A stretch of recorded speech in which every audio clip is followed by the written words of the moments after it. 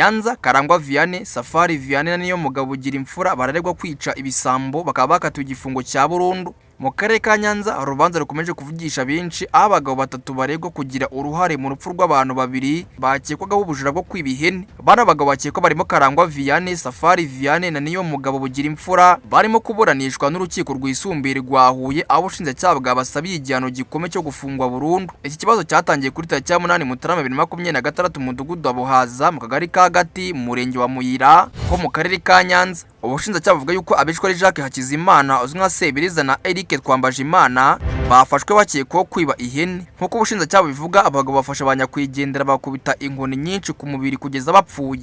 Bavuga yuko nubwo hari abandi bakekwaho kugira uruhare muri kino gikorwa, hakomejwe iperereza kugira ngo nabo babiryozwe.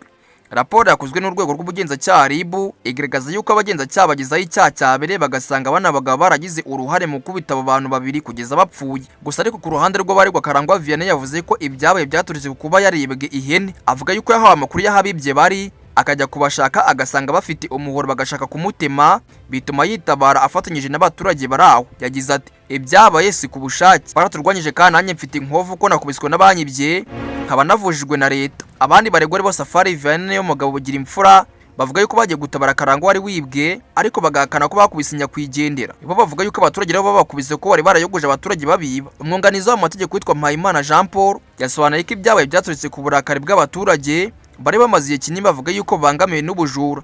Asaba rero urukiko gusuzuma neza uko ibyabaye byatangiye, akavuga yuko abakiriya batari bafite umugambi wo kwica. Ku rundi ruhande kandi ubushinjacyaha bwo bushimangira yuko niyo umuntu yaba yakoze ubujura, amategeko y'u Rwanda adatanga uburenganzira bwo kumwica.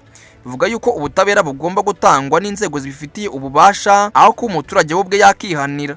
Ubushinjacyaha kandi buvuga yuko ibikorwa nk'ibiramutse bidahanwe bishobora gutuma abaturage batangira kujya bakubita abajura bakabica uko bishakiye. Niyo mpamvu gasabye urukiko guha bano bagabo igihano cyo gufungwa burundu.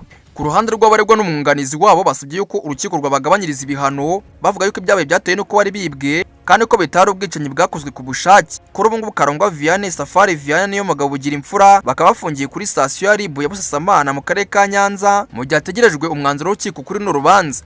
Ngaye nguko rero ngenda cyari Obinangini Obi Time News mu ntara y'Amajyepfo mu karere ka Nyanza. Obi Time News.